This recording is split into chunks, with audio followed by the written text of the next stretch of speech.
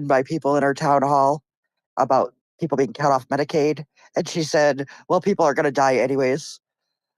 But I can't find a good news source for it yet, so I won't. Yeah. Yeah. Can't find a good I can news only source find for that hard truth. right. I can only find her town hall or a good news source, I should say. I mean, there's something called Reset Era. I have no idea what they are. Yeah, I'm sure National somebody's Zero. covering it on a blog somewhere. Let's ask really quickly before we move off this topic, and I want to hear what Apostate Nate has to say. Let's ask the president. Mr. President, what are your thoughts about RFK Jr.? He's a part of your administration, but a lot of people. Oh, excuse me. Continue. Let's be real, folks. My administration is filled with winners, and we're getting things done. Believe me, the naysayers are just jealous of our success, and I know how to surround myself with talented people who can get the job done. And that's what matters, not what the fake news media says. It's amazing how people can be so clueless. They don't know what's going on. They don't know how to win. And then they try to criticize me. It's just sad, folks. Very sad.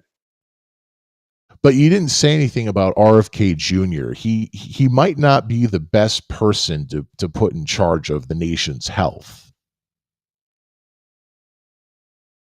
RFK Jr., he's a good guy, a smart guy, and he knows more about health than any doctor, any expert, anybody. And I trust him. I trust his instincts. And we're going to do great things together, just great. Well, there it is. There's the word. Shannon, RFK Jr. knows more than any doctor. There it is. Apostate Nate, you've been waiting patiently. What do you have to say about this? About RFK Jr., I mean, what's not to like about a guy who journaled about cheating on his wife with over 60 women? I don't know if that's the reason. Once again, Apostate Nate, are we going to start judging people for their lifestyle? I thought that was not something you were supposed to do. Oh, as far as I know, they were not polyamorous as a couple, by design at least. Now, he was certainly polyamorous, but his wife was not. Sure. So the morality police. I mean, yes, sir. I mean, it doesn't help that after she read the journal, she committed suicide. You know, that did happen to me. This would have been his earlier wife. His most recent wife is alive, right? This is correct. And I just can't imagine why a woman would make the conscious decision to marry that man. But people also think he's an expert on autism. He has said that he plans on solving. Well, initially he said it was by fall, and then he retracted that. He thinks like in a year he's going to solve something, and he has no scientific pedigree. Okay, and he's probably staffing HHS with lunatics, and from that context, they're going to claim to solve something that people have been studying for like 40 years. Good luck, Chuck. Yeah, I mean that's a big claim. We'll have to see what happened, but without going to any specific statistics, which I like on the show, I don't think it's a stretch of the truth at all to say that many people who have children on the spectrum, autism, insert thing here, Down syndrome, all these things that people are dealing with. A lot of those people, a significant number of those people, they support RFK Jr. And whether or not that's a good thing for them to do, I think it shows that people, in many ways, just like with Trump, they're dissatisfied with the status quo. They're dissatisfied with professionals in the medical field who tell them what you're concerned about doesn't matter. I think it's refreshing for them to hear from a guy who says, maybe it's the water you drink, or maybe it's the vaccines that are forced on you. I'm not saying any of these claims have merit, but I mean, people who are affected by these what's the 2025, these diagnoses, more than a few of them support disrupting the system and trying something different, because like you said, they've been studying it for decades, and where have they gotten? They can diagnose more things. Maybe there's some more drugs out there, but it's still happening. And A lot of people are just tired of being told that their ideas are not valuable. And maybe their ideas are, but they're tired of being told that their thought processes don't matter. And RFK seems to listen to them and say, hey, these are interesting ideas. Where can we go with these? My guess is he'll go nowhere and get people killed. Could be. Yeah. I'm not against that prediction. Lee? I feel like that could happen. RFK Jr. has been there for about 15 minutes in relative time. So it probably is maybe slightly out of line for me to suggest. However, I'm not encouraged by his history, and I will say that. Or his moral issues, as you pointed out. Yeah, he's a guy that likes to bang. But that's something that all the Kennedys share, whether or not it's a JFK or it's the conservative side of things with RFK. All the Kennedys don't like to wear their pants when they're around ladies. You literally can't be a Kennedy and be monogamous and faithful. I don't think. You literally can't wear pants and be a Kennedy. That's what I heard. Yes, I agree with you. That's what I heard. That's what I believe in. Oh, yeah. Bill Clinton, honorary Kennedy. Honorary. Shannon, when you met Bill Clinton, he was wearing trousers, right? Well, yeah.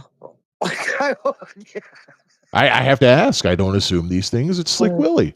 Well, I don't know. Was John ever accused of anything? I mean, I know he married Carolyn Bessette, but I never heard about him. Who's that? Who? John F. K's son, the one that died in the plane crash. The one that died in the plane crash. Jr. No. Yeah, John Jr. I don't ever remember him. That's the only Kennedy I can name. Pilot's license. Maybe not on his significant other. Yeah, he's the only one that I know of out of the males that I haven't heard of sleeping with someone else.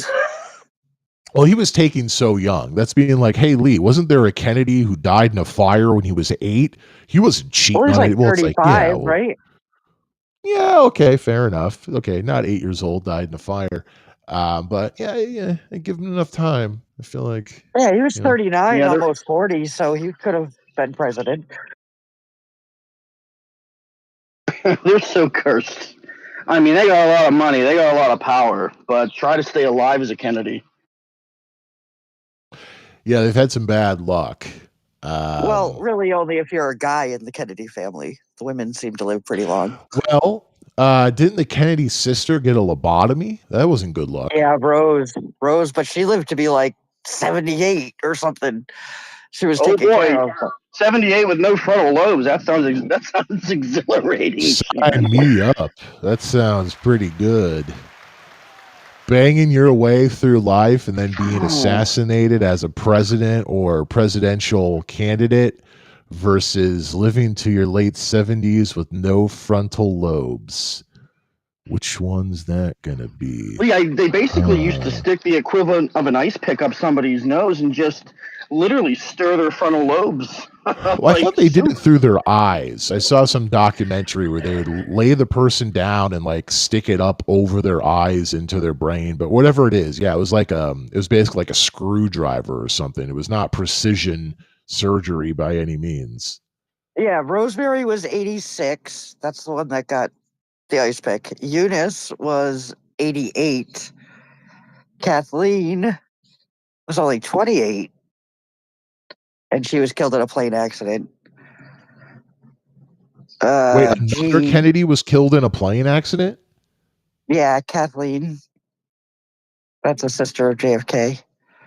Yeah, they think he lost control of his instruments, turned upside down, and just went straight into the drain. His sister died. No, this is a different one, though. Yeah, it's a different plane crash. Okay. Yeah. Plus, wasn't JFK shot down during World War II? No, JFK was on a boat and got thrown off the boat, broke his back, and was saved by some islanders. Yeah, he was on like an island or something, but wasn't shot down, was on a boat. Okay. Yeah. And then what's his name? Drove off a cliff. That was sort of like an airplane. for a couple of It was seconds. sort of like an airplane.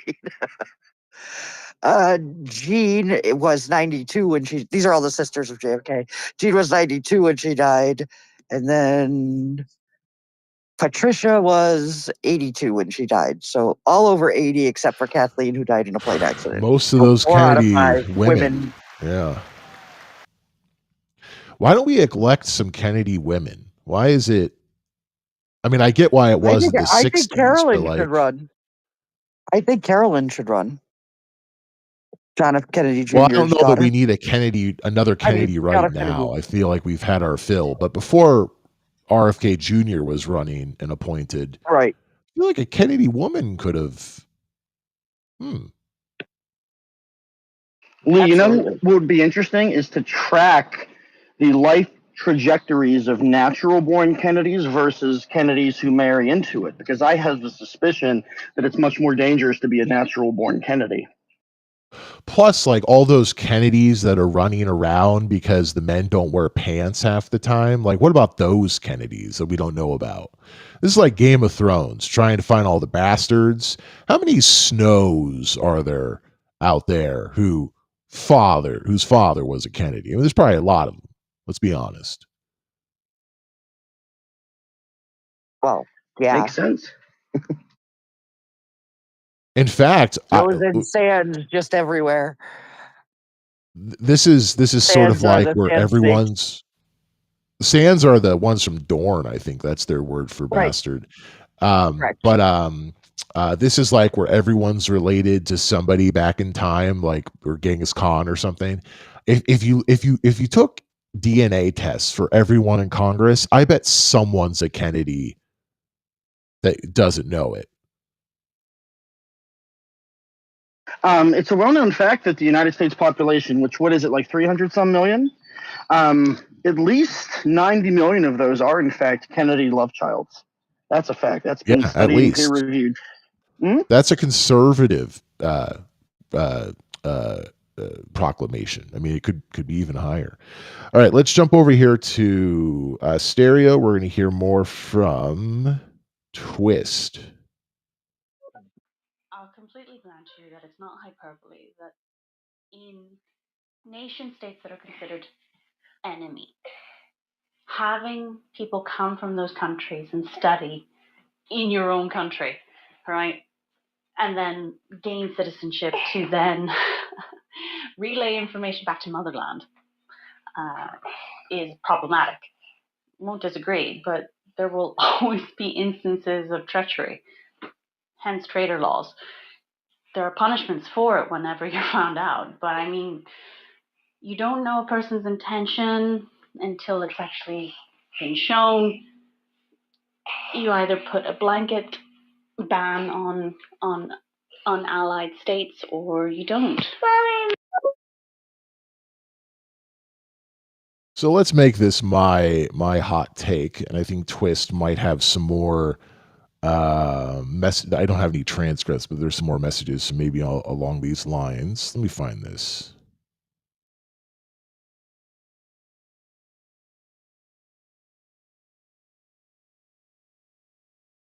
Here it is. Yes. So this is an article from the South China Morning Post. It's a resource I don't usually bring up. Not familiar with it, but I brought it up because of the title, and I really disagree with the title here. And this is the problem with journalism today. One of the many problems with journalism today, I would say. So from the South China Morning Post, I'm sharing this on my video streams. Go to bit.ly/NEWZ debate for all my links. Xenophobic U.S. ban on Chinese student visas provokes backlash from Americans in Beijing. This is the lie we were fed during COVID. Do you remember back during the very early days of COVID, when we started talking about travel bans from the part of the world where COVID came from, the part of the world where these sort of diseases seem to always come from, and people talking about how that was xenophobic, that was just open racism. And then remember when every country did that because it was the very clear thing that you should do when there's a pandemic that's approaching, and you can perhaps put some things in place to slow the process of bringing in people from the place where literally this is coming from. Yeah, that didn't age so well. Oh yeah, there's a disease in China, and we're saying people from China who happen to be Chinese ethnicities because that's what China is. That's a bad idea. That didn't age so well. I don't see this much differently. China is a terrible government that we should all be afraid of. Once again, our military for some time now has been preparing for open war with China. Look it up. Don't take my word for it. Lee, that was the situation 20 years ago, and I'm glad you brought this back up. Because my question on that is, do you know what the state of their Navy is? Because one disadvantage that China would have had 20 years ago is that we got a blue water Navy by that point, and they don't. That's a big deal in wartime. I think they have an aircraft carrier. I remember reading a story that said they purchased one. I'm not sure where they got it from. But, to just talk about military, America spends more on its military than anyone else, and it changes from year to year. It's like, I think the next 9 combined, something like that. At one time, I think it was 15, and maybe it's fallen down, but it's clearly the next 6 or 7 or 8, if not more. So we spend more on our military than China. We spend more on our military than Russia. But we have to do that because we have all these bases everywhere. When Israel invades Gaza, people around the world shout, "What's America going to do about it?" My reply that I shout back is, do something yourself, you lazy assholes. Leave us alone. Let us have national health care one day. But no one listens to me, and we're in the situation that we're in. And Lee, So I think we're stuck. One second. We got to use our hands, okay? So if we're going to go look at China in the COVID context, more people should have had immediate bans on China. That clearly has not aged well. The people who said that was racist, or the people who wouldn't do those, that would have saved lives. That would have been a good idea. Now, the Chinese government itself is not some sort of virus, or is it? The Chinese government is terrible, terrible, terrible, terrible. That does not mean Chinese people are terrible, but I will advance an idea here. I don't see a people and their government completely separate. For all the horrible things that people want to say about the American government, we voted it into office. China is a bit different. But if you go to different parts of the world that have different kinds of governments, it's not that you just have a bunch of people from the United States living in China and they have an oppressive regime. There are different cultural values at play. And when people leave places that have different cultural values at play and come to the United States or other countries where the society is freer and we have more rights, maybe we don't have health care, but generally we have more rights, more individuality than they do in parts of the world like East Asia. All of a sudden, these people don't just change and say, I'm different now. They bring that cultural identity with them. And sometimes they literally are spies. This is not hyperbole. This is real. Look it up. This is real. China has 100, 500-year plans. We don't do that a lot in the West. Maybe we should. So if we're looking specifically at China, there's no reason that anyone should bring up xenophobic this, xenophobic that, racism this, racism that, because if they were a country of white people and we were afraid of their government, you could try to do the same thing. In fact, go a little north of China and you have a country like Russia, which, while it has some ethnic diversity, is generally a white country. And we're afraid of its governments. And if Trump was like, oh, we can't let Russian students into the country, would people in the media, which is 99% liberal, basically, would they be shouting racism? Of course not, because they only shout that when it's not white people. So you can be against stopping Chinese students from coming to the United States, and you can have a lot of different reasons for that. I can agree with your reasons or I can disagree with them. But don't bring up racism, because clearly if you can take out China and insert Russia, and the idea, the concept of limiting or stopping them still stands, it's not racism, it's not xenophobia. You're an idiot, and you're the reason why Democrats lose, because you say these untrue things and people get pissed off and then they vote for Donald Trump. I'm off my soapbox. So what does everybody think about this? We have some more messages over on stereo on this topic, and anybody else who wants to leave some messages, please do so. Anyone who wants to request to speak over on Twitter Spaces. What do you think? Is it okay to limit or just stop student visas from certain parts of the world, certain countries? We can get into the, well, look how much they're paying and it's good for the United States. Okay. Well, that's an argument. Well, is it good for the United States where it's harder to get into our best universities in the country where you're born and raised because you have to compete with students around the world? Well, that's an argument to be made as well. But if we're just talking about finances, yes, it's good for Harvard and all of these other schools to let in rich Chinese people who can pay for it, or let in poor Chinese people who are receiving money from the government, who actually have to sign a pledge of loyalty to the Chinese government in order to receive those funds. And that's like open stuff that we know about. And then you have much more covert spies who are coming over. All of the above and more. What does everybody think? Leave some messages over on stereo, request to speak over on Twitter Spaces. We just heard from Apostate Nate. Let's go back to Shannon. Shannon, your hand's up, and then we'll hear from Apostate Nate. What do you think about this? I think leave it when you have plans. No, sorry. We're going to go with Shannon first, and then we'll go with Apostate Nate. Shannon? I misheard. My fault, Shannon. It's okay, Nate. Well, I mean, the reason I called it xenophobic when he was back with the COVID stuff was because he was only stopping Chinese nationals. He was still letting Americans back in, which was my problem, because you don't know if they're infected without quarantine.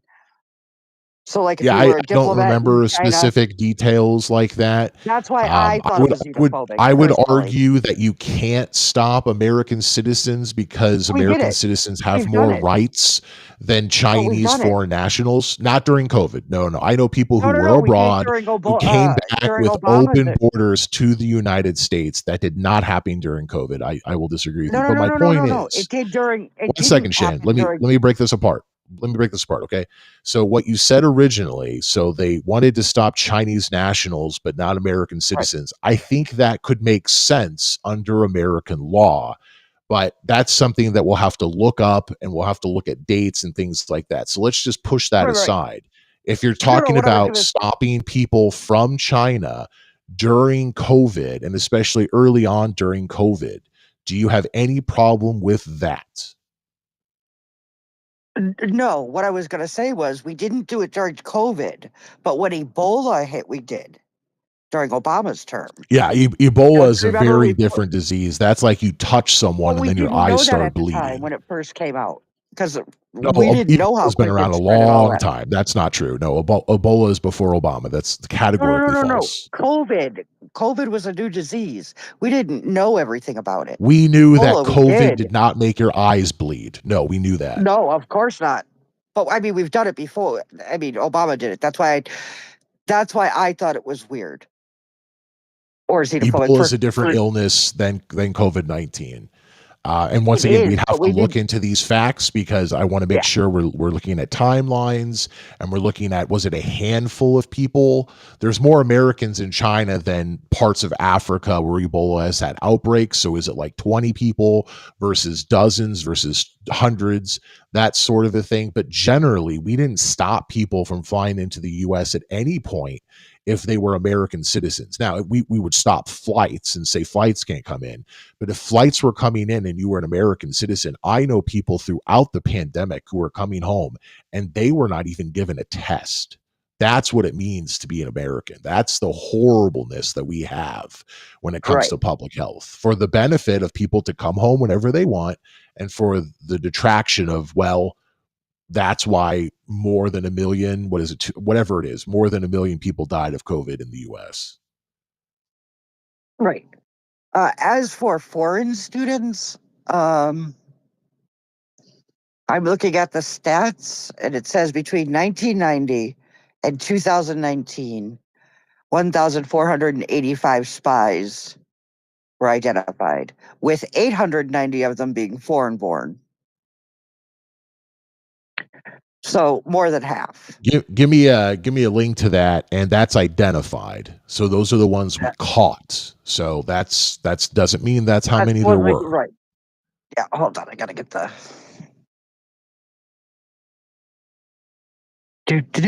It's taking a while. But do you deny that Chinese students have been caught continually coming to the United States, pledging loyalty to the government of China, and or even further being actual spies? Do you deny that that's been happening during our lifetime and continues to happen to this day? No, I'm sure it's happening in all our, well, probably all countries, even England or, ones that we consider allies that send spies. Not like China. Absolutely. No, that's a false argument. No, not like China, but I mean others. I mean, I'm sure we have spies everywhere from everywhere. So everybody's a spy because we have spies everywhere. That doesn't help anyone when we're talking about real countries and things. So let's talk about China. What I just said about China, you don't disagree that that's a really bad problem for the United States? Absolutely, because they can hold their family over in China and say, hey, you got to do this. And it comes down to whether you want, your entire family killed or you do. And also because people grew up in China under the government, people want to support their government. Absolutely. Okay, so we've established there's a problem. I would say China's the biggest problem. So are you against severely limiting or even just stopping the admittance of Chinese students to the United States for educational programs?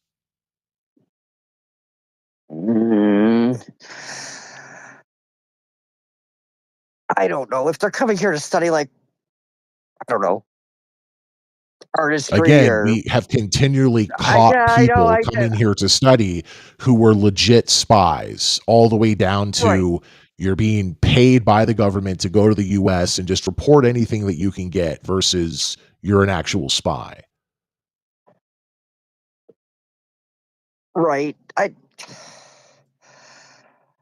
don't know, because there's been people that have contributed to our society that were foreign. So absolutely. I don't know if a blanket there are Chinese Americans or Chinese students who contribute to our society all the time. Right. I mean, I don't know how we could fix it with more screening or something, but when it comes to I'm going to kill your family or go spy for us, I don't know why you jumped to that. I don't know where that came from. I think the vast majority of people who are spying for the Chinese government want to do it because the Chinese government is their government. It's their country. It's their people. Yeah, but everyone, regardless of your status, could be just disappeared. I mean, they had an actress that was pretty big over there and disappeared for like 2 years. Again, I don't know why you jump to that. I'm just trying to understand where are the facts that are making you jump to, if we're talking about a Chinese spy, oh, they have their family. I'm just confused where that came from. So if we want to talk about some facts that could clarify that for me, otherwise I think that just kind of came out of left field, and I'm not sure how valuable something like that is. So let's just go back to the question. So then if the government, current Trump government, continue.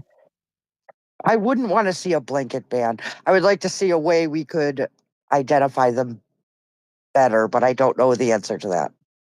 What about a big reduction? Because Chinese students are all over the U.S. Look at college campuses today.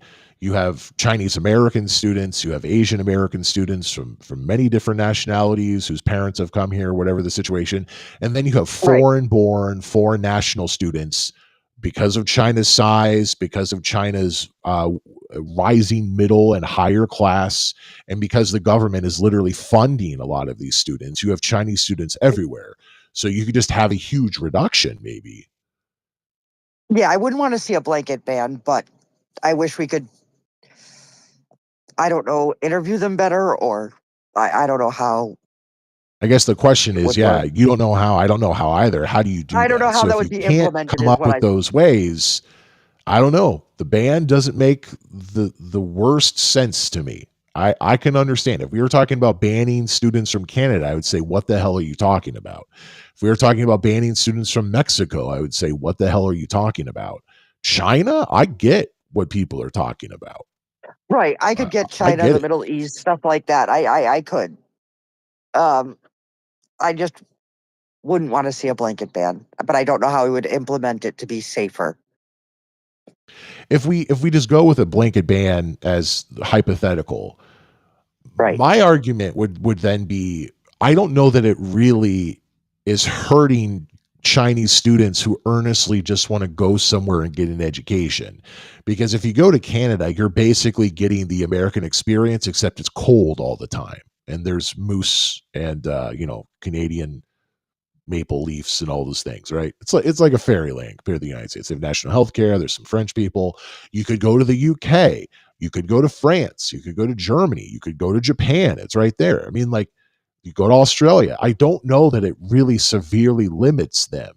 So if we're talking about an actual threat to national security, one that we can mostly, if not entirely, get rid of by banning Chinese national students from coming to the United States, and they still have plenty of options to go, doesn't that sound more reasonable than it did before? I don't know. Is there another comparable top university like MIT? Because that's probably, I mean, American I mean, universities generally are ranked very high, but there are many high right. ranked universities in Europe. Right. I I mean, of can't tell course, you there's Oxford specifically and, about Japan or Australia, but I assume they have some. yeah, I mean, I know like Oxford and in England and stuff like that, but I never hear anyone compare like MIT to another, to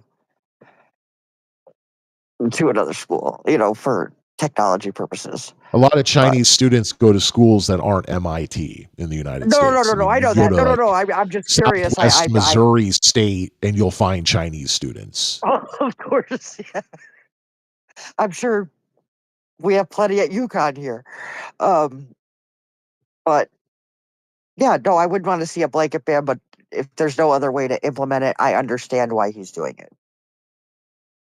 Okay, that's I think a very reasonable place for you and I to end, and then we can move on to Apostate Nate and anybody who else requests to speak or leaves a voice message over on stereo.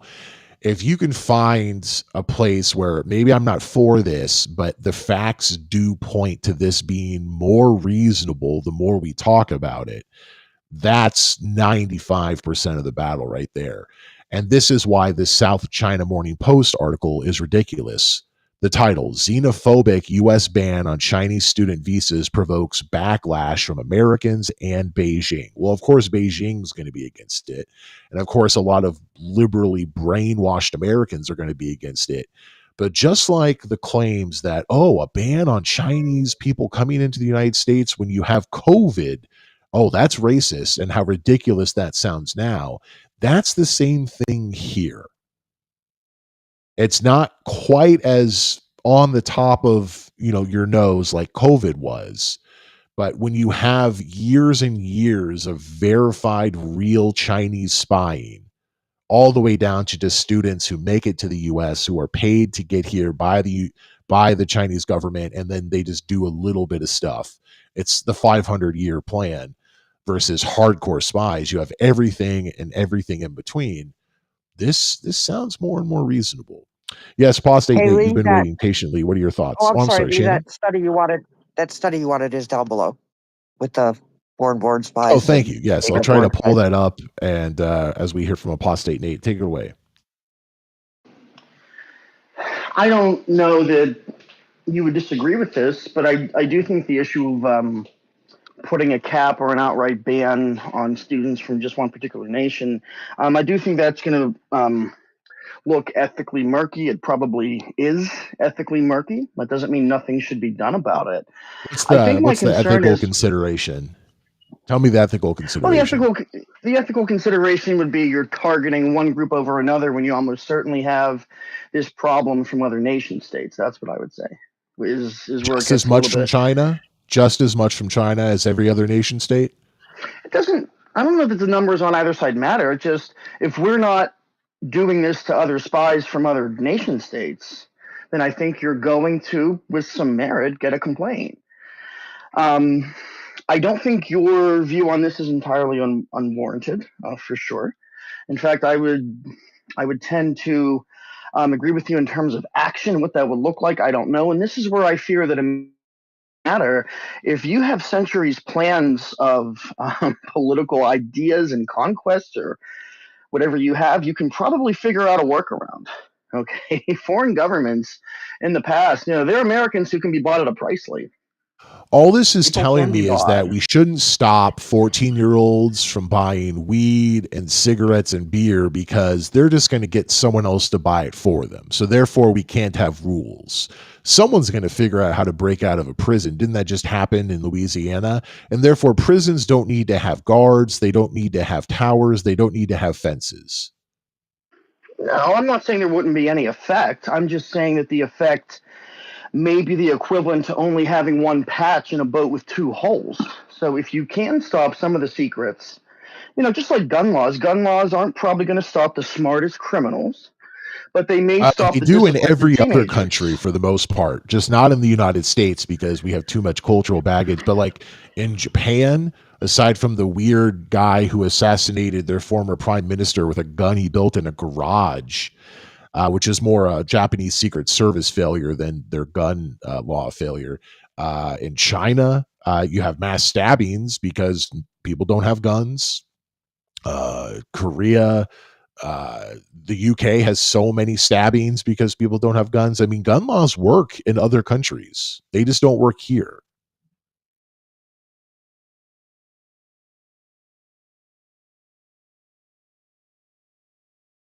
We lost you, Nate. You're muted. What I would say, Lee, is that, I did qualify my statement with may not stop some of the most hardened and capable criminals. That doesn't mean there shouldn't be laws, because I do think that you can have some benefit. And I do agree with you that global data does seem to support the efficacy of gun laws. I think in the United States, again, I'm not sure how much that matters because there are so many guns in circulation here, Lee. Yeah, you can't do anything here. Like, you can try to stop specific models or like bump stocks or something, but you're not stopping guns in the U.S. I've stopped trying. Yeah, and of course, I have an arsenal of equipment from a company that makes less lethal devices. These things are modeled after Glocks. I have one that's modeled after an AR-15, but it's completely gas powered. And as I was assembling this, because my mental health is not compatible with gun ownership right now, which I'm glad I can recognize that. And as I was stockpiling these things, by that I mean like I bought like 3 of them because they're pretty expensive. It's like buying a gun.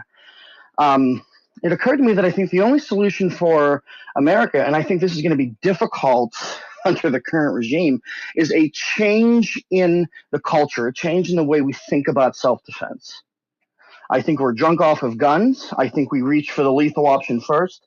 And I think we don't always have to. Go to guns here in a bit, but I want to stick on this foreign student thing. So let's table that, and we'll come back to it. Apologies. You and we love a good gun talk. There was something else I wanted to say about the foreign students, Lee, and I can't remember. Oh, this is what I wanted to say. I think if there were a ban or a severe cap, I think the universities would riot unless they think that they have a donor base in the U.S. or from other nations that can slide in and take its place, and that's very possible. And that's the real problem with this, I think, is not the ethical consideration, not the racism, xenophobic nonsense consideration that I just read from the South China Morning Post, wherever that newspaper was. It's the fact that a lot of the top universities have a huge amount of international students. I believe the Trump administration has paused international student visa interviews of any kind, and specifically, they're trying to come down on China. So both of these problems, just international students in general and specifically from China, these are money makers, like we heard from someone over on Stereo previously, and we got another message on Stereo. We're going to play that here in a moment. So what do the universities do? That's a real question. I don't have a quick answer to that. I think university enrollment in general has gone down since COVID. I remember reading something like that. So just American students are going to college less. I think American students correctly are finding not a very valuable proposition in front of them when they decide to pay for college or not. I think we've been lied to for decades about the value of going to college versus some sort of trade certificate, community college, this, that, or the other. So this is not a good thing to hear if you are American universities. I totally get that. I don't know what the answer is for that. I guess the only thing I would offer now is that, especially Harvard, which is not a public school, the government does not owe them anything when it comes to a guarantee that they can get cash cow students from halfway across the world to come in no matter what. That's not a guarantee anywhere in American government. So it's a problem that universities, both public and private, are going to have to deal with if this continues. I don't know what the answer is. But I'm not particularly worried about that because, that's another consideration that's not technically connected to the China spy problem or just clamping down on foreign students in general. Those are different arguments. They're connected as in they will start the dominoes falling over, but they're not exactly the same thing. Just like I love on the show to have discussions of, are you for the death penalty? Yes or no. But what about the real world? So I'm for the death penalty. I like the death penalty. But in the real world, I understand that our system is not perfect. And therefore, my answer is not hell yes, like it is for in theory on the death penalty. So when it comes to limiting Chinese students, if not entirely stopping them from coming to the United States, my answer is, I'm interested in hearing more about that. And limiting foreign students in general, my answer is, I'm interested in hearing more about that. But when it comes to the reality of how do universities make up this income, I am more hesitant. I'm not sure if that is something we should consider because, once again, it's not the same question, or if we really should consider it because, you can't just stop these universities from making money because they're just going to have financial problems. Harvard's going to be fine. Harvard, the Ivy League schools, they have so much money in the bank account. They've done studies about how they could just stop charging tuition from their students and just be completely free universities because they have so much money, especially Harvard, the money that they have in their endowments. They're not going to be hurting from this directly. They might have less money coming in, but that's just because they don't want to spend the money that they have buried in the basement of all their buildings. Other universities, state schools, those are the ones who are really going to perhaps hurt from this if there can't be something to replace it. Let's jump over here. Oh, we have Ron back. Great. We have someone requesting to speak over on Twitter. We're going to throw you up, but really quick on Stereo, I want to hear from, looks like Twin Whiskers. Not quite sure about the name here. Over on Stereo. Pardon my ignorance on this topic, but in China, are Americans allowed to go to China, universities and whatnot? Are we allowed to do that?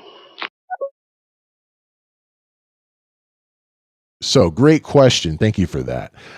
Yes, I believe, unless someone wants to correct me here, that Americans can go to Chinese universities. I think it's insanely less common than Chinese nationals going to American universities. Ours are better than theirs. Our country is much more open to immigration and has much more guaranteed individual rights than anywhere you'll find in China. But it does happen. You can travel there. You could become a student. I'm not sure if I'd recommend becoming a student there. I'm sure it's an interesting experience, but I think we, by and large, have the best universities in the world in the United States for many different reasons that we don't have to go into. That's just my personal belief. Um, but what I will tell you is that it's easier for a Chinese student, or at least it has been in our lifetime, 1,000 times easier for a Chinese student to come to the US if they have the money, which they often do because there's tons of middle and higher rich people in the in China who want to come to the United States. It's easier and more streamlined for them than it is for us to go there, especially if we tried to match the amount of students that come from China and go to the United States to come from the US and go to China. I'm sure it's like 100 to 1, if not higher, Chinese to US versus US to China. If we even matched it 2 to 1, if there was one American student in China for every 2 Chinese students in the United States, China Yeah, would shut down their borders. They would not allow only that at all. Yeah, yeah, only Shannon? 800 Americans went last year to uh, university in Exactly. China. So 800. while it's allowed and it's possible, they would shut down, they would have a ban on US students in China if it was anything close to the numbers of Chinese students in the United States. And just like with tariffs and all the other things, like countries not paying their full percent, what is it, 2% to be in NATO? When Trump says these things, he's not wrong. He's still an asshole. He's still Trump. And we should dislike him for being Trump because that's the most dislikable person in politics you could ever imagine or that we've ever experienced. But he's not We have wrong on some of these core issues that he brings up. and we have 277,000 Chinese students here in the U.S. for last year, Exactly. and Exactly. 800 Thank you, went to. Shannon. So yeah, On top of it. And I apologize. Someone requested to speak over on Twitter, and I didn't get to it. That's completely my fault. Please request to speak again. We're going to get to Apostate Nate in a moment, but I want to share this thing that Shannon tweeted. This is from the Cato Institute, cato.org. Espionage, related crimes and immigration, a risk analysis from 1990 to 2019. A cost-benefit analysis finds that the hazards posed by foreign-born spies are not large enough to warrant broad and costly actions, such as a ban on travel and immigration from China, but they do warrant the continued exclusion of potential spies under current laws. It gets very detailed. There's a bunch of stuff here. I would say this is the Cato Institute. So this is not something like the National Institutes of Health. This is not a government organization. This is the Cato Institute. So I think there are a lot of people in government, a lot of people in the military who might disagree with this, but this is an interesting finding nonetheless. I wonder if it has anything that could be updated because it only goes to 2019. While we're in 2025, this clearly did not cover COVID years when China lied about COVID. We still don't have the original COVID data from Wuhan. They won't give it to us. And more government agencies around the world are just flat out saying this came from the coronavirus lab in Wuhan.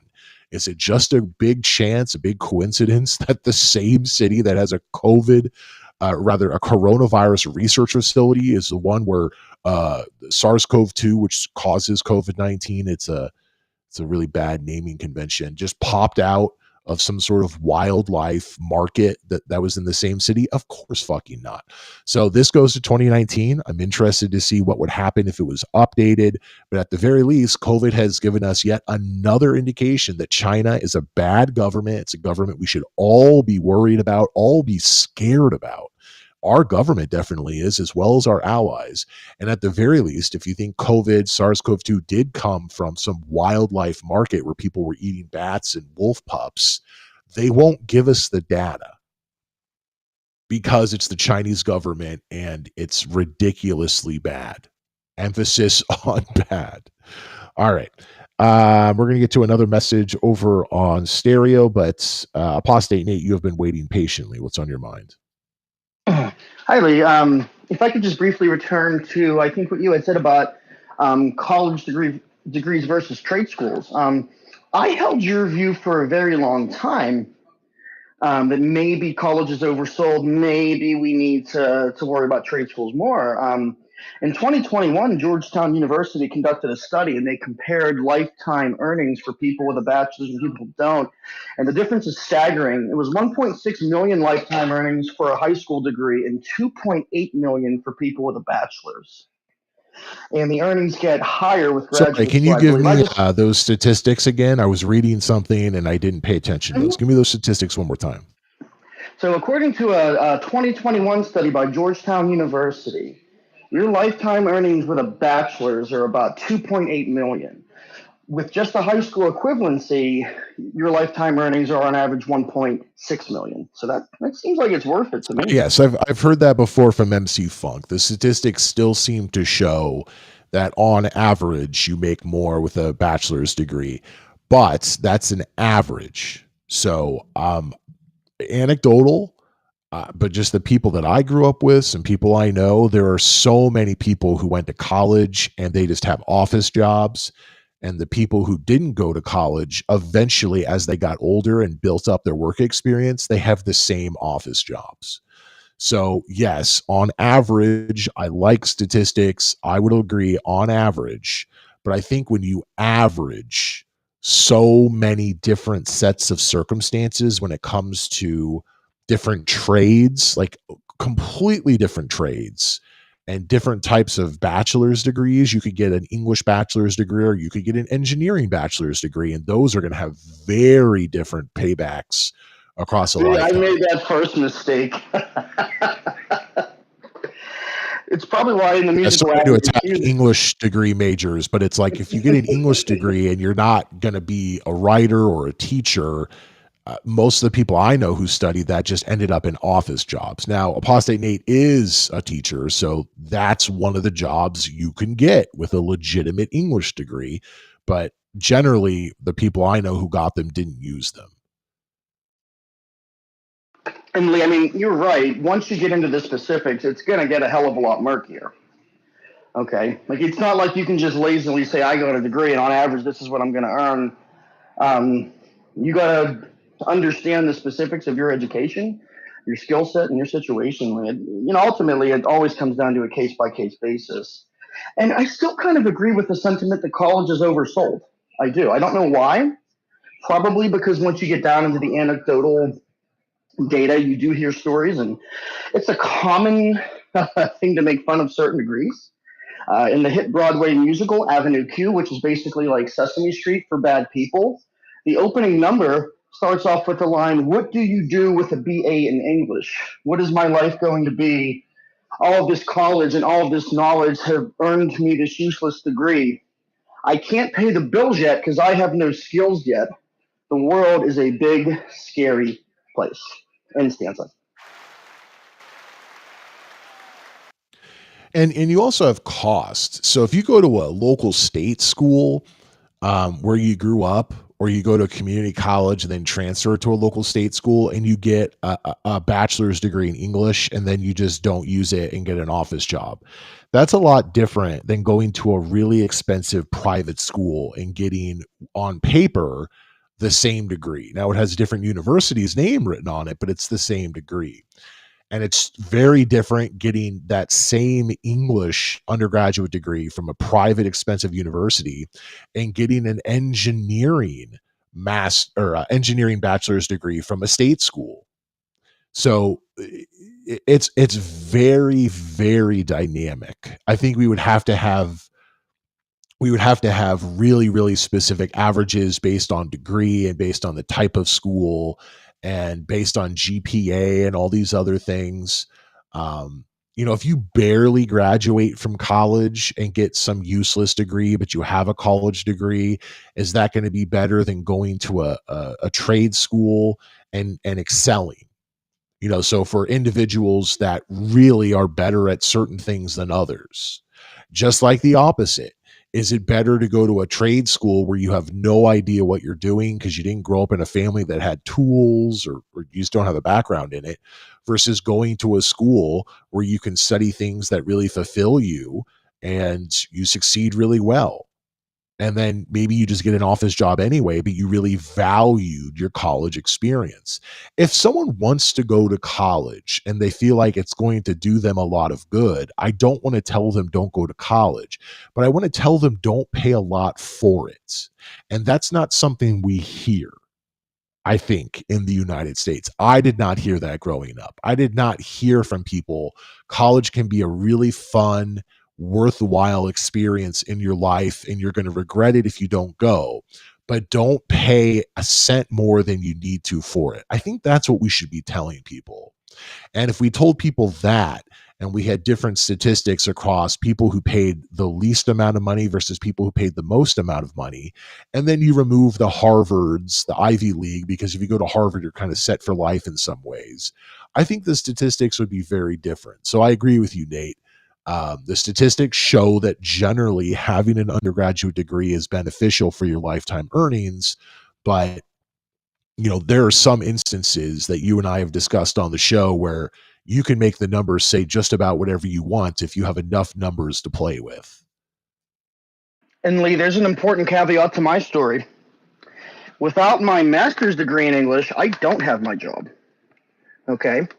That's important because that shows that my bachelor's degree was not valuable enough for what I wanted to do. And I think that's becoming increasingly the case. I would love to see what the data is, because more and more it seems like graduate school is becoming more and more popular instead of a historical rarity. Seems like a graduate degree is what having a college degree was 50 years ago. 60 I would years say ago. that, yes, but you know what? I'd have to figure out some way to quantify that, Lee, to be certain. Let's see what President Trump thinks. Mr. Trump, if you were talking to high schoolers, would you tell them to go to a university or would you tell them to go to a trade school?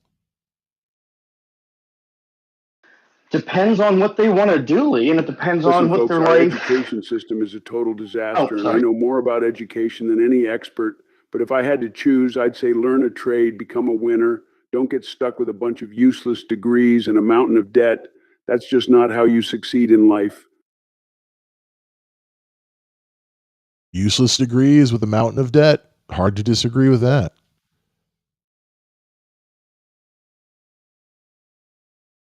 But Apostate Nate, the same question for you. If I could talk to high schoolers, I would tell them if you want to go to college, pay nothing for it.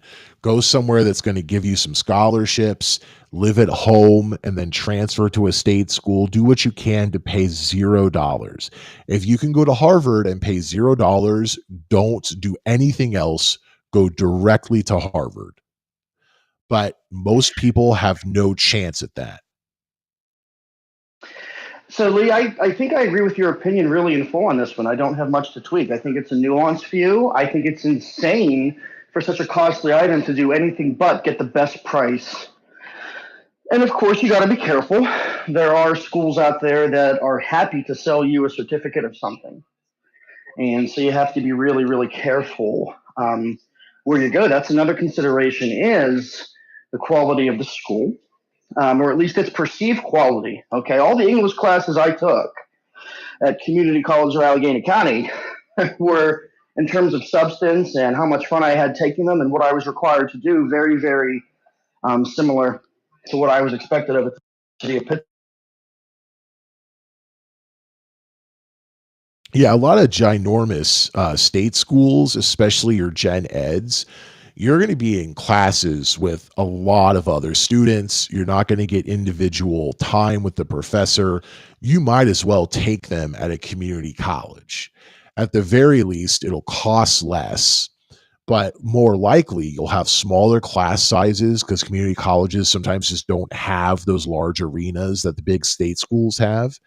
And you might have a better experience. Now, if you're taking, major specific classes, especially if you're going to a school that is known for something, then yes, maybe it's worth it to take it there. But your normal classes that you just have to take, if you have a foreign language requirement, if you have a math requirement and you're not a math major, if you have some sort of history requirement and you are a math major, take those, the cheapest, the closest to home, and live with your parents.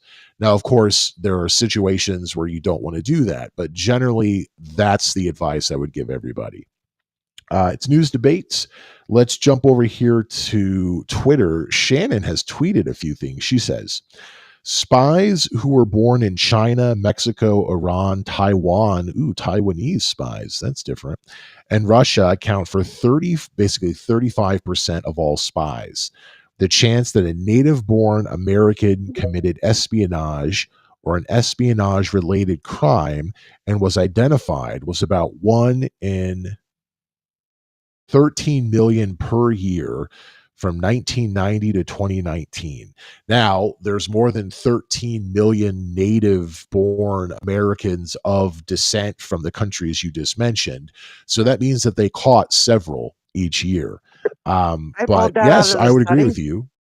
I pulled Sorry, that, say that again. That was one paragraph from the study. I had to do it in 3 separate Okay, tweets. this is from I'm not from the blue marked. Cato. Yeah, Great. that's why I put it under the Cato one. Yeah. So that favors the Donald Trump slowdown on international students and perhaps outright ban on China, because they're more likely to come from China than to be Chinese American. Donald Trump is not talking about limiting the possibilities for Chinese American students. So that's in line with that there. Then you continue. The annual chance that a foreign-born person in the United States committed an espionage-related crime and was discovered doing so was about 1 in 2.2 million during that time. So that's even lower than 1 in 13 million. So that means they've caught several people doing it. The government was the victim in 83% of espionage cases. Firms were the victim of commercial espionage in 16% of the cases. And hospitals and universities were the victims in 0.1% and 0.3%. So it looks like the government is the biggest problem here. Yeah, I mean, clearly you're going to want to steal secrets from the government, but also tech. So that's where the biggest ones are. It's about 83% government. Commercial was 16%. I assume a lot of that is tech, but it could also be like, I don't know, solar or something like that. Well, no, that would be tech. Yeah, I think most of that's tech. I don't think they're stealing ice cream technology or something. Well, I guess that would be tech too. Tech as in software and new things, as opposed to like refrigerator technology, I guess is what I would say. So yeah, all that I think backs up what Trump's trying to do here. You're more likely to have spies from abroad than in the United States. You still have them in the United States, but even if spies come here and have children, it's hard to make their kids care about the country that they have not been in the vast majority of their life. We're not born in. The people around them are not from that country. Well, you know, a lot of immigrant communities are mostly immigrants. So at least they're not from that country at that time. You could grow up in a Chinese American community, but the people around you are living in America. And that's a stark contrast. So I don't disagree with any of that. I think it's very logical. It makes sense. And what Trump's in theory trying to do with an international student slowdown, I don't know that it's specifically about spies when it comes to just all students. But if we're talking about China, absolutely, that's a huge problem.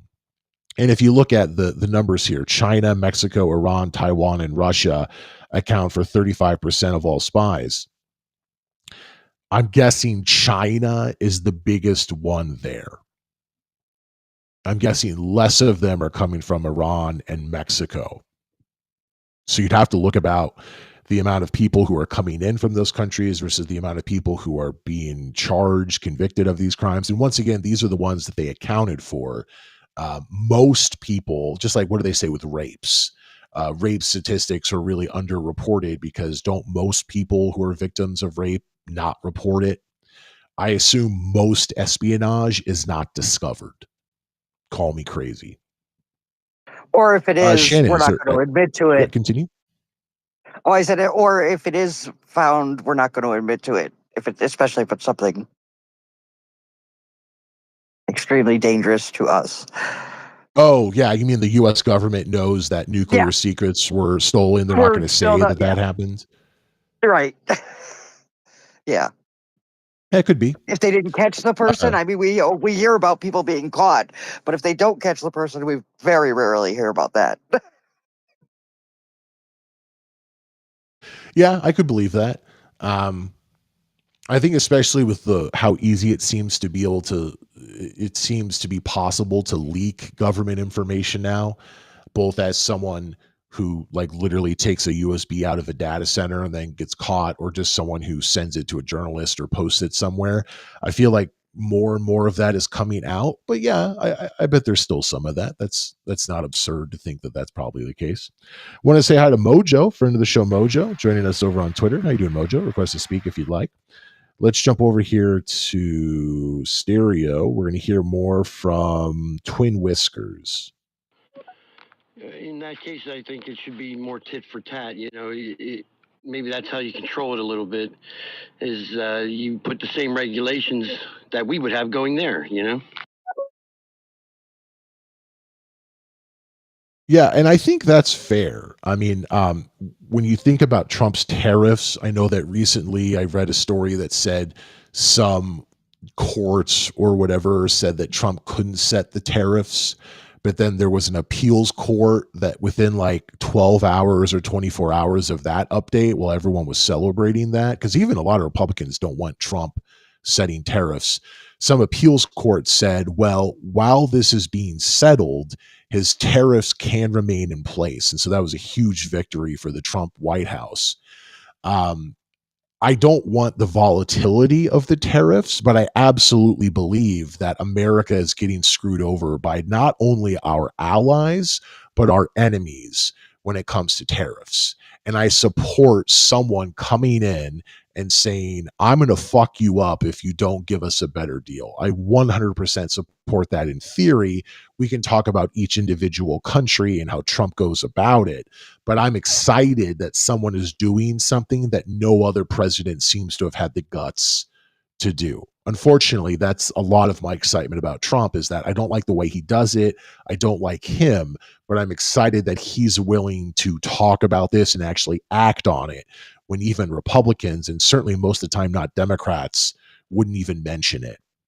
And so when it comes to Chinese students, we can talk about all the spying, how the Chinese government is super terrible, how literally Chinese students who are funded by the government, we know about this, it's a fact, they have to sign a document pledging loyalty to the communist regime. This is real. Look it up. I'm not making it up. Not hyperbole, not hyperbolic. This is real.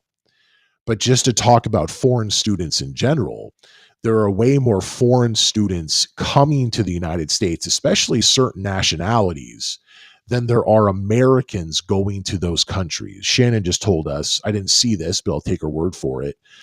800 students recently were going to Chinese universities, something like more than 100,000 Chinese students. I don't know, a shit ton, whatever she said. It's 800 go to 800 go to U.S. people go to China universities, and 277,000 are here as of last year, as of 2024. Wow, I was way off. Nearly 300,000 Chinese students in the United States. So with such a big imbalance, just like with trade tariff import-export imbalances, I think we should do something to remedy that. We should make it more expensive for them to come. That's a huge benefit to the United States, to universities, public and private alike. Because once again, you go to Southwest New Mexico State, you're going to find Chinese students. It's not just the Ivy League. It's not just the super well-known state schools like Michigan or Berkeley. It's everywhere. Make it more expensive for them to come. Make it harder for them to come. By the way, make it easier for people to come from countries where maybe we don't have that many students coming. You can have foreign students coming without it being so China specific heavy. So you can do some things like that. Hey, let's have some more diversity rather than just people coming from China. And also, you can just say, well, we have all these foreign students coming in from anywhere, and we have so few American students studying abroad. I assume there's more than 800 students from the US and the UK than the 800 that's in China, but still not a lot. Why don't we try to correct that balance? Make it cheaper for students to go to school in the country that they're from on the backs of the students who come in from abroad, and we charge them more. I have no problem with that. Now, I don't pretend that that's what Trump is doing here, but if that's the effect of some sort of slowdown on international students, then so be it. Just like when Trump actually takes border security seriously, you can say, oh, he's racist, all these other things. But if it means that we have a more secure border, I'm not so concerned with what his motivations are if the end result is that finally one president takes the border seriously.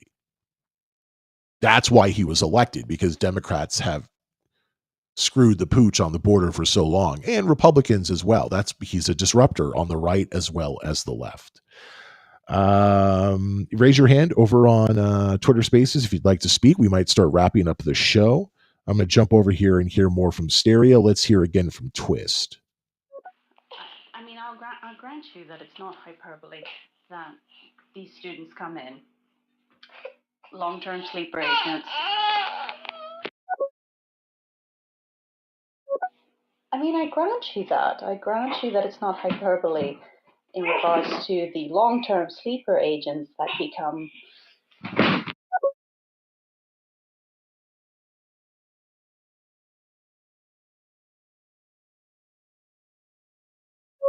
I find that to be a bit dim.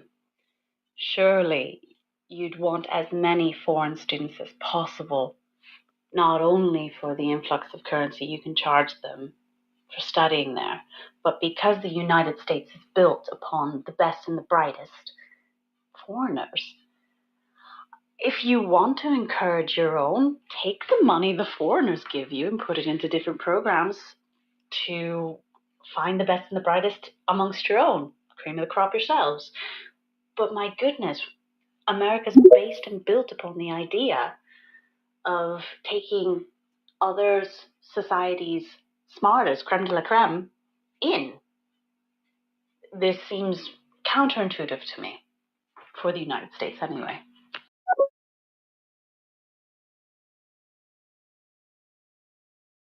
Yeah, thank you for all the comments, Twist. Really appreciate that.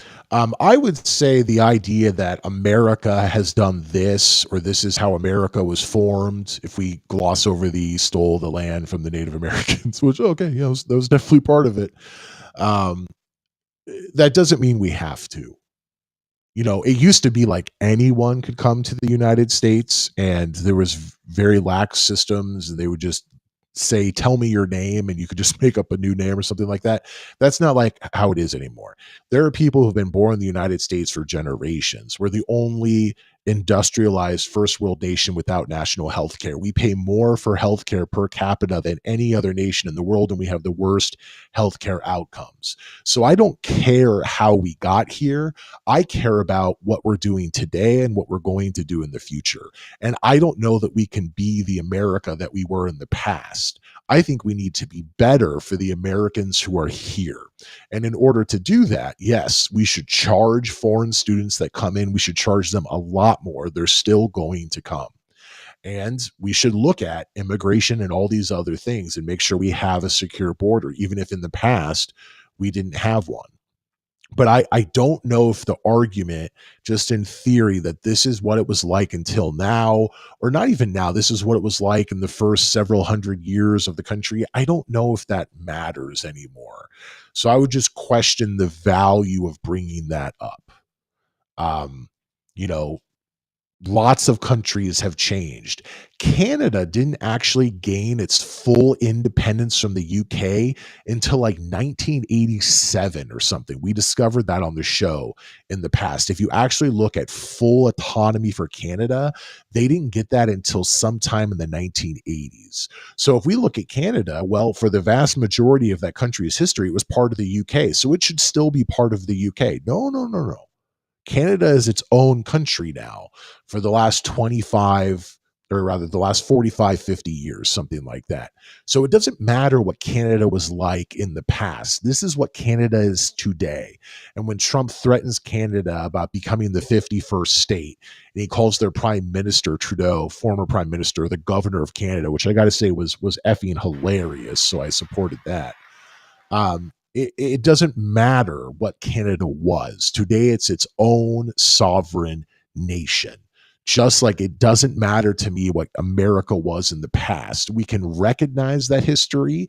We can talk about it. We can say it was good. We can say it was bad. We can say this was good, but this was bad. But America today is different, and America in the future, sure as hell, is going to be different. So I would just encourage people to think about today and the future rather than looking about America in the past. America is a dynamic country. I would argue the most dynamic country in the world, the most accepting of people with differences in the world, both with ethnicity and gender and anything LGBTQ plus. I mean, trans rights in the United States even now are better than anywhere in Europe. The UK Supreme Court recently ruled that a woman is a genetic woman. They had to actually rule that. We don't have that ruling in the United States. We are far left of Europe, even when it comes to some things.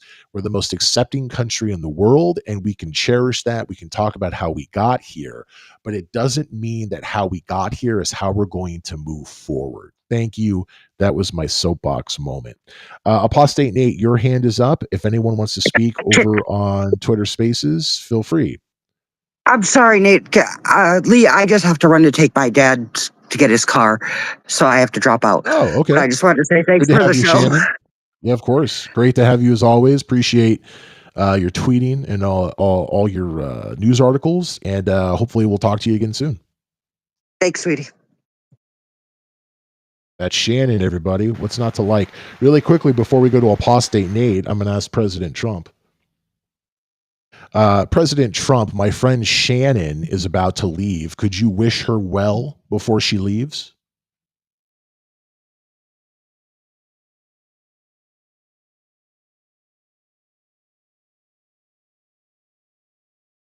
Well, it was great talking to you folks, and to the lady who's leaving, I say, you're a winner.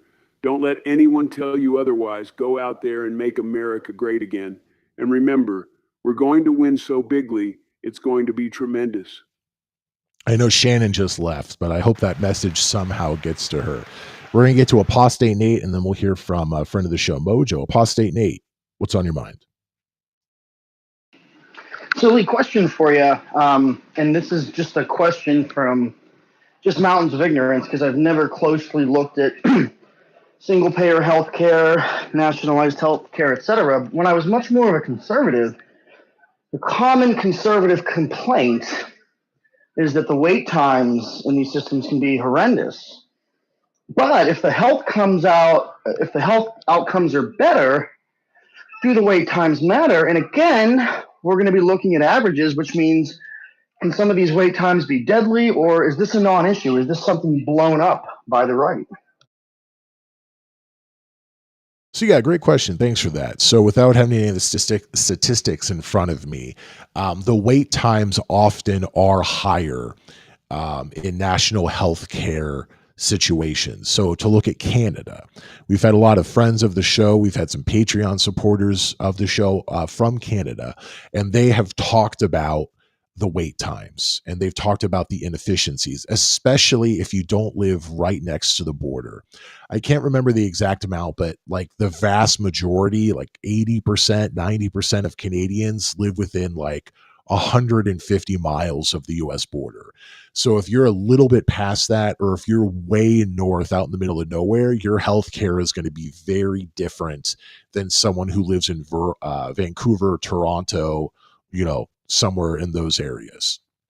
That's the first thing. Even though Canada is way bigger than the United States, most people live very close to the US border. And so it's easier for them to get those services because people are clustered. That's the first thing. The second thing is, yes, Canadians always complain, at least in my anecdotal experience in person and on the show. Canadians always complain about their healthcare, but they always say how much they love it and they would prefer their system over ours. So I just want to make sure it's tit for tat. While they complain, I've not had a single Canadian person say that they wished they had American healthcare. Now, maybe that means I haven't had any Canadian millionaires on the show, because I'll get to our system. That's probably the people who want to have American healthcare. Because in America, while if you have the money, you can have no wait times and you can have the best doctors, the best specialists in the entire world. Oddly enough, the country that has the worst healthcare, the United States, also has the best healthcare if you can pay for it. When it comes to your average person in the United States, I think we also have wait times, but our wait times are a different kind of wait time. In Canada, it's like you can't have your surgery because it's not life-threatening and it's going to take 6 months to fit you in. In the United States, it's, well, you can have your surgery next week if you want to pay for it, but if you want insurance to cover it, you have to go through all these different claims, and then you have the surgery, and then afterwards they screw you and have to submit all these other claims as well. Or to see a specialist, you have to see your general doctor, and then they have to issue you the referral, and then you have to find a specialist that's in network. So we have our own wait times, but it's a different kind of system than the Canadian one. Those are the experiences I've had on the show.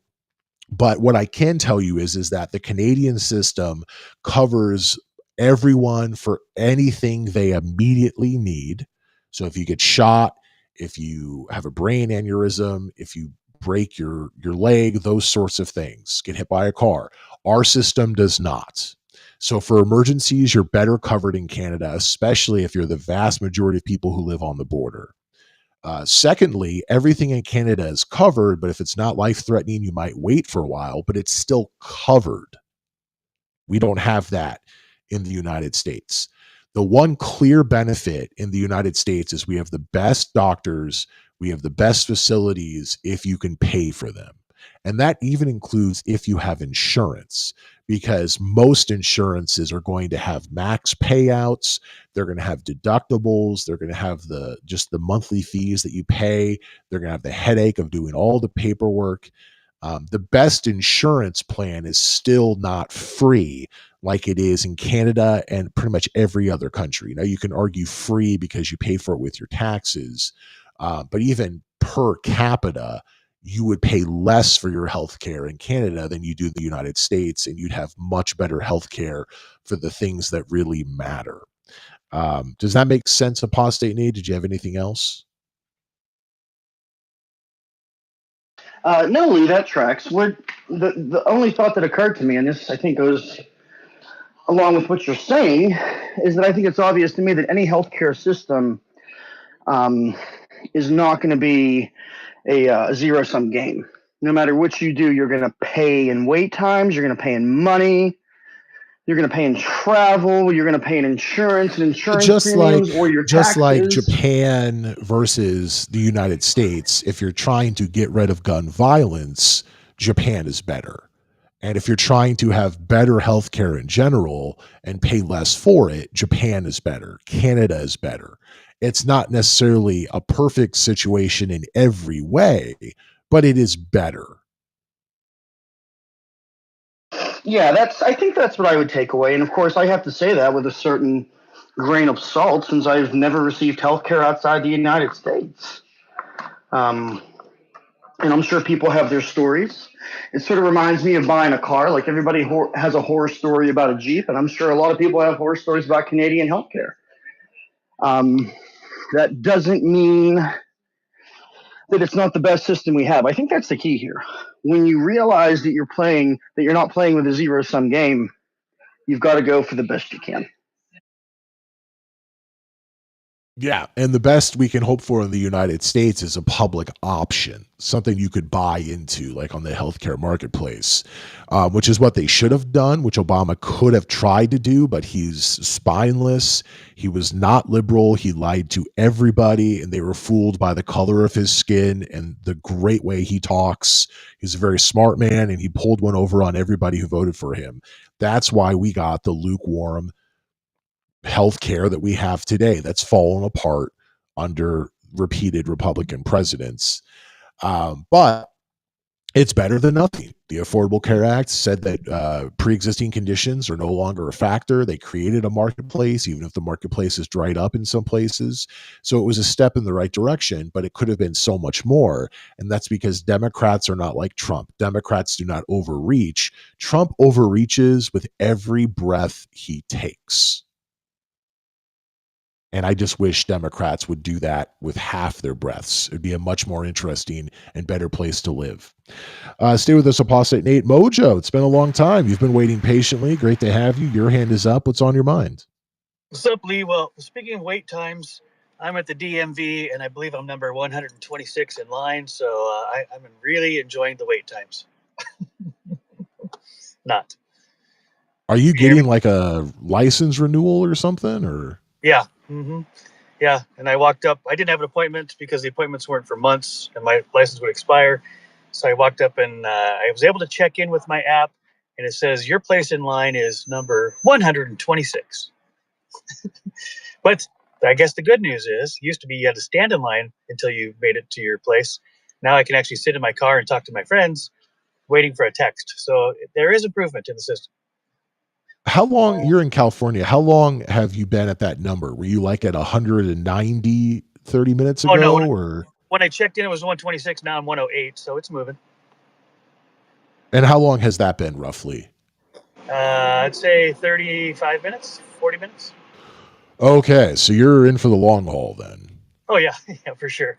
No, you show up the DMV in California without an appointment, you expect it's going to be minimum 4 hours. Could be longer. I've heard people say it took 8 hours to get their stuff done, to do one transaction. So, yeah, the system is not necessarily perfected yet. But I saw you just tweeted this. You say, my original song, I Am, has been released and now available on all major music streaming platforms and music apps. Woot woot. I think I might have saw this on YouTube. You have this up on YouTube, right? Yeah, it started on YouTube, which is a video version of what has now been released.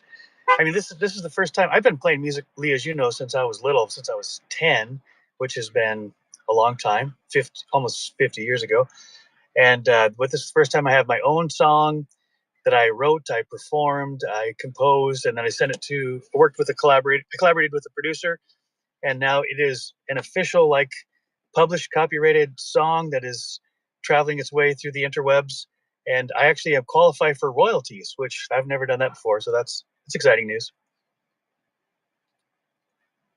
Yeah, we've talked about your music prowess on the show previously. Played music a very long time, multiple instruments. You play music in church services. I lost your audio. Which you used to call us. Oh, I'm here. Can you hear me? I don't know if it's just me, but I can't hear you now. Yeah, I wonder if it's my internet or if it's Twitter Spaces. Lee, I'm not getting any audio from you. Is it just me? Yeah, it might be me. I'm not sure. I'm seeing my audio Let's come back up.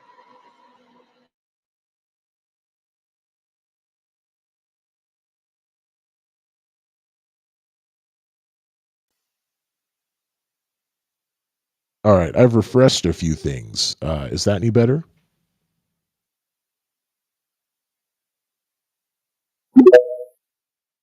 Sometimes it's Twitter, sometimes it's me. It's mostly Spaces, Lee. Spaces are just a mess. Everybody knows it. And Elon probably fired the people who can fix it. Yeah, that's one thing I will agree with. Twitter Spaces worked better before Elon took it over. If I remember correctly, it existed before Elon. Yeah. I think Twitter is more efficient now. From everything I've read, Twitter has less employees and it has more income than it's ever had before. So from that standpoint, I think generally, aside from his politics and firing everybody, Twitter's in better shape. But Spaces has not worked as well as it did in the past.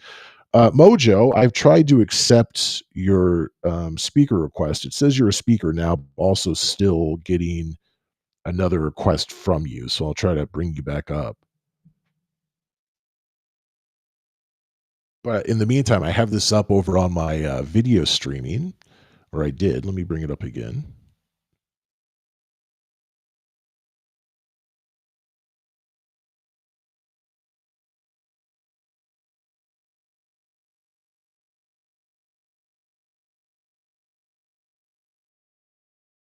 This is I Am by Joseph Mojo McCarthy. It's available on Spotify, Amazon Music, Deezer, Tidal, Pandora. Ooh, wow, Blast from the Past, Pandora, and Boom Play. Some of these I've not heard of.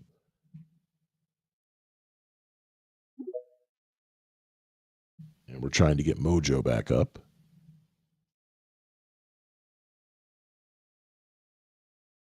So now it says Mojo's a speaker, but there's still a request for him that I keep accepting, and then it, yeah, I'm sorry, Mojo. I don't know what's going on here. This might be an Elon Musk moment. Lee, I've recently been in spaces where the hosts could not bring anybody up, and they could also not assign co-hosts. Very common.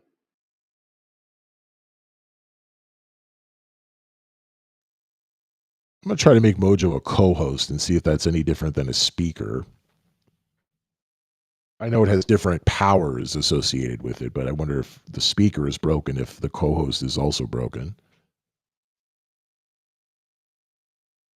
All right. Well, I really apologize there, Mojo. Yep, I got this up on my video streaming platform. You got this cool, it's a filter where you take a picture, but then it turns it in sort of to like a cartoon animation.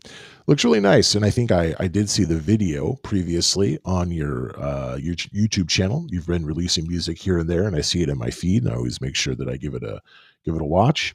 So apologies to Mojo. I think we'll just wrap up the show now. That's a good way to end the show when Elon Musk tells us you've been speaking too long. So big thanks to Mojo, who just heard from briefly. Also, Apostate Nate, patreon.com/NEWZ debate supporter, as well as Shannon, another Patreon supporter. As well as Ron, who popped in here and there, but wasn't able to give us much of his time. I know he's busy. He works during the day often. Patreon.com/NEWZ debate supporter, longtime supporter, Ron, Shannon, Apostate Nate, and everyone else who supports the show over on Patreon. Go to bit.ly/NEWZ debate for all my links and to join us over on Discord and all that jazz. Let's end the show with some well wishes from our president. Mr. Trump, I'm gotta go, and I'm gonna end the show. Can you give us all a good goodbye before we leave?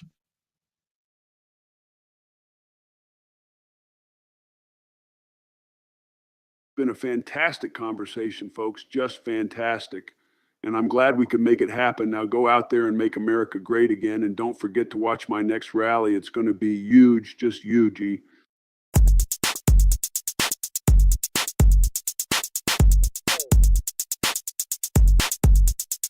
Lee, don't you want the big reveal? Guess we'll have to wait till next show.